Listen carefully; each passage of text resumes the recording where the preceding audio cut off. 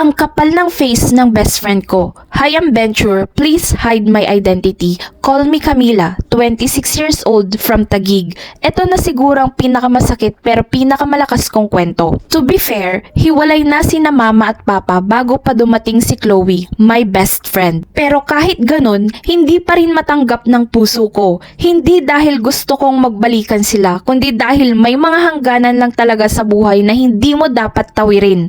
May bago na ring partner si mama ngayon.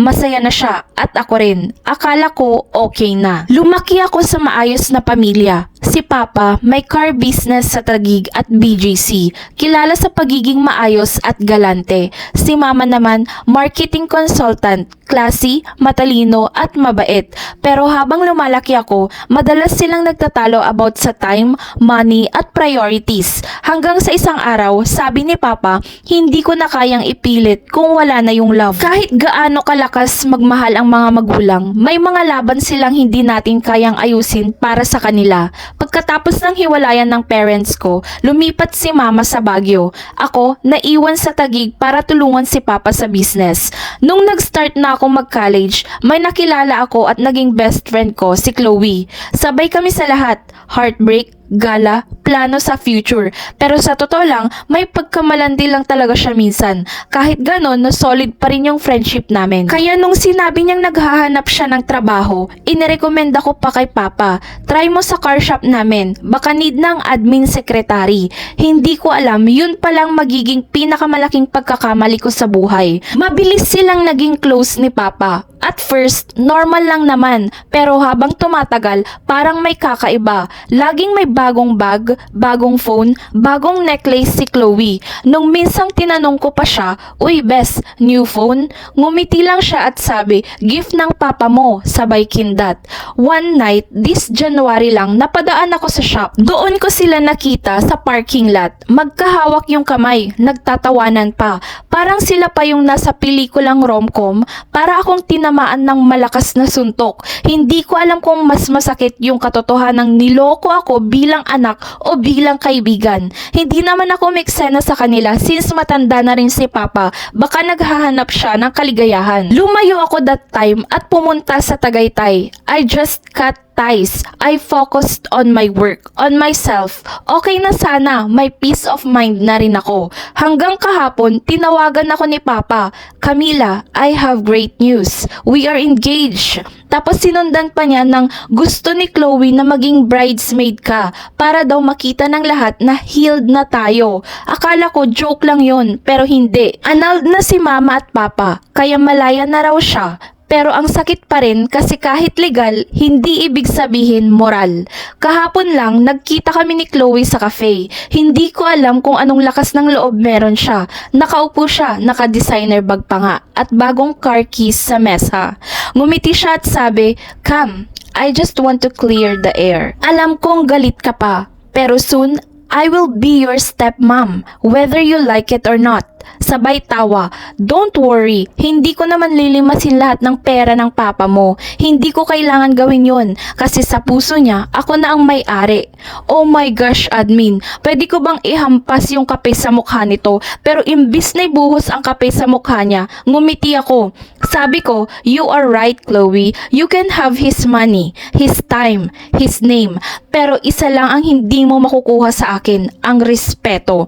Kasi kahit anong yaman o ganda mo, sa dulo, kabit ka pa rin na sinuwerte lang. Kabit ka pa rin." Medyo linakasan ko talaga yung word na yon para marinig ng iba. Nahiya siguro siya at sinabing itahimik ang bunga ko. Tumayo ako at iniwan ang kape ko. At sabi ko, "Good luck, Mami Chloe. Maglabanan tayo pag uwi ko sa Taguig. Papahirapan kita at ingungud-ngud kita sa inidoro pag wala si Papa." At sa bawat hakbang ko palabas ng cafe, naramdaman kong kahit wasak ng pamilya ko, buo pa rin ako bilang tao. January next year ang kasal nila, admin. Kung ipipilit nila akong maging bridesmaid, magsusuot ako ng itim para mapahiya sila. Hindi pa alam ni Mama ang lahat ng ito. Balak ko palang ikwento sa kanya next week pagkaakyat ko sa Baguio. You may have fooled my dad, Pero ako, never. You think you won kasi may kotse ka, may branded ka, mahal ka ni Papa?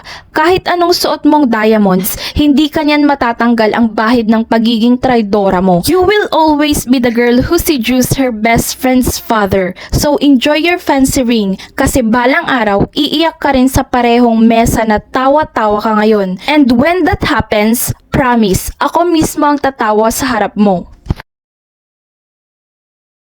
Sinabihan ko ang girlfriend kong huwag pumunta sa Christmas reunion namin. Hi, I'm Venture, call me Jeff, 25 years old at taga Angeles, Pampanga. Please hide my Gmail. Gusto ko lang mag-share ng story about sa girlfriend ko. Ako yung tipo ng lalaki na simple lang. Ang gusto sa buhay, tahimik, may konting ipon at gusto lang ng normal na relationship. Kakagraduate ko pala ng criminology admin. Nakilala ko si Lovely sa acquaintance party ng tropa ko. Ang ganda niya, promise. Yung tipong kahit tahimik lang sa sulok, mapapatingin ka talaga. Matino rin naman tong babaeng to. Honor student, articulate at sweet pa nga. Lagi akong nilulutuan. Chine-check kung kumain na ako. Sinusurprise ako sa birthday ko. Kaya kahit alam kong medyo malayo ang lifestyle namin, naisip ko, okay lang, mahal ko naman siya. Ako kasi, anak ng teacher at carpool driver. Hindi kami mayaman pero stable naman. Hindi naman kami maluho pero maayos kami sa bahay. Tahimik, disente at walang drama. Pero after 6 months ng relationship namin ni Lovely, doon nagbago ang lahat. Parang biglang nagising yung side niya na parang pang teleserye. Lahat ng bagay may luha, may backstory at may monologue. Kapag hindi ko agad nasagot yung tawag niya, iiyak siya. Kapag hindi ko napansin yung bagong post niya, nagtatampo. Tapos may linya pa ng, sanay na kasi akong iwan, Jeff. Baka ikaw na naman yung susunod.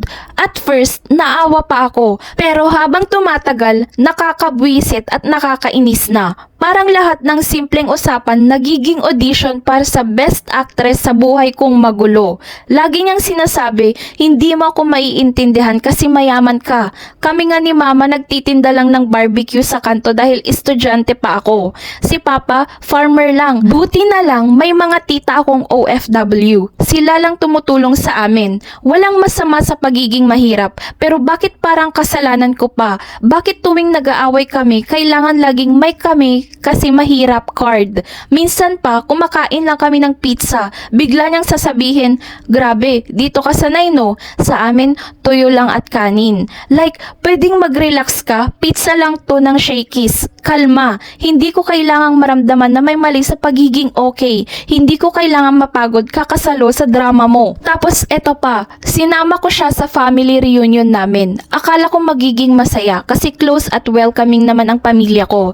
Pero habang kumakain kami, bigla siyang nakipag-debate kay Papa tungkol sa politika sa DDS at Pinklawan. As in, tumaas pa yung boses niya. Tapos sinabihan pa si Mama na masama daw yung niluto niya kasi puro mantika. Tahimik nga lang ako eh. Si Mama, pilit nang umingiti. Si Papa, nakayo ko na lang habang umiigting yung panga. Pagkatapos nun, sabi ko kay Lovely, this 2025 Christmas, wag ka munang sumama. Gusto ko ng tahimik. Gusto ko ng Paskong walang sigawan, walang argument at walang drama. Ayun, sumabog na naman siya. So nahihiya ka na sa akin? Pinipili mo yung comfort ng pamilya mo kaysa sa katotohanan ko? Biglang may pasabog. Sige, kung ayaw mong isama, mag-spend na lang ako ng Christmas with my ex. At least siya, marunong magpahalaga sa opinion ko. Alam mo yung tipong ubos ka na, pero natawa ka na lang sa sobrang pagod? Sabi ko sa kanya diretso, walang pake kung masaktan siya. Kung gusto mong sumama sa ex mo, edi dun ka na. Dun mo sabihin lahat ng drama mo, lahat ng truth mo. Kasi ako, sawa na sa luha mo, sa guilt trip mo, sa mga eksenang ikaw lang ang bida at ako ang kontrabida. Sinumbatan ba naman ako, admin? Baka pagsisihan mo yan, Jeff. Pero hindi ko na siya pinatulan. That night, blinak ko na siya sa lahat. Messenger, IG, number, lahat. Hindi dahil galit ako, kasi gusto ko nang mabuhay ng tahimik. After ko siya blinak, araw-araw may bagong number na nagtitext. Nangungulit, humihingi ng tawad at sinasabing magbabago na raw siya. Pero to be honest, wala na akong naramdaman. Wala na yung pity, wala na yung guilt. Ang natira lang, Peace. Last August lang ito nangyari, admin. Dahil nga maganda naman ito, Filipina beauty at matalino kasi nalaman kong nililigawan siya ng pinsan ko. Hindi kami close ng pinsan ko na yon, pero alam niya na ex-girlfriend ko siya. Ang masasabi ko lang, good luck bro, galingan mong sumalo ng drama niya. At ngayon, real talk lang, wala na akong kahit anong nararamdaman. Hindi galit, hindi sakit, wala. Kasi paano mo kaiinisan ang taong ginawang pelikulang relasyon ninyo? Kaya ikaw, lovely, drama mo, hindi ako. At sa pinsan ko ngayon nililigawan ka, good luck bro. Sana ready ka sa season 2 ng luhang walang katapusan. Hindi mo alam kung kailan siya iiyak, kung kailan siya mag-aaway, o kailan kanya ipapa-feel na kasalanan mong may kinain kang pizza or burger. Buti na lang tapos na ako, tahimik na. Ang tanging role ko na lang ngayon, bida sa buhay kong walang script at wala si Lovely.